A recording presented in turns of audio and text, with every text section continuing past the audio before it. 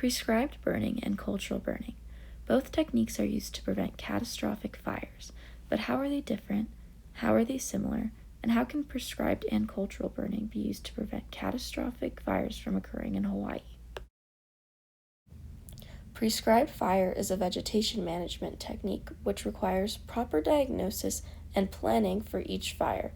Otherwise, it can present more harm than good to the ecosystem.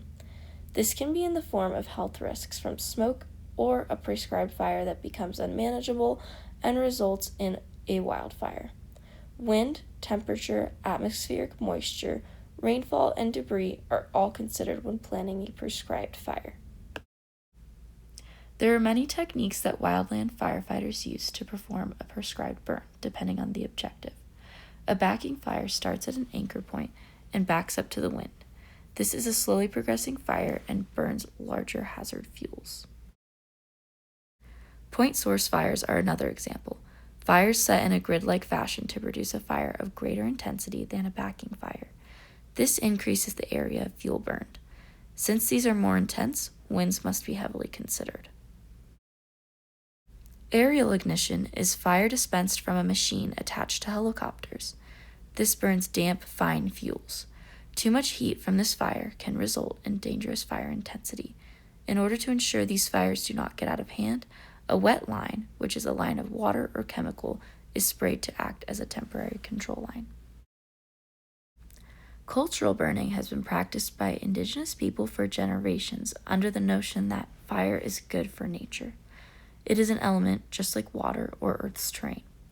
They are low-intensity burns that focus on burning understory vegetation. Aside from land stewardship, each tribe has different reasons and techniques for performing these burns. The Gwich'in tribe of Alaska and Lakota in South Dakota use fire to clear vegetation in order to better scout game for hunting. The Karuk tribe used burning to acquire basket weaving material from hazel plants.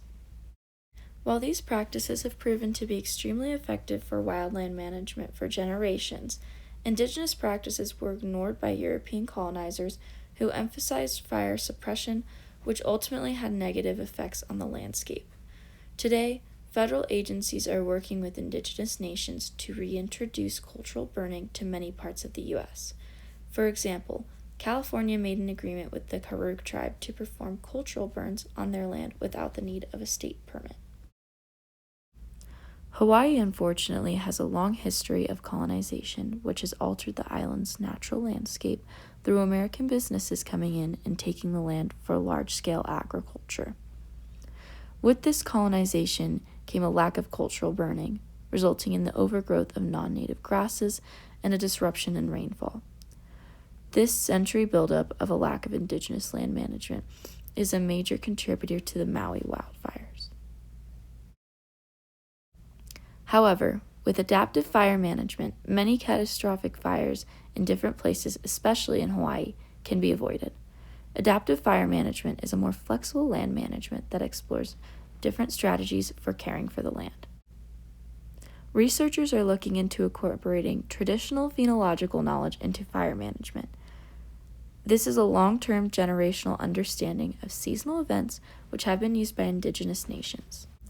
In other words, the addition of cultural burning practices, along with regenerative tourism, fuel management through grazing animals instead of hazard fuel reduction, and restoring streams are all being considered by land management officials to prevent a fire like the Maui fires from occurring again.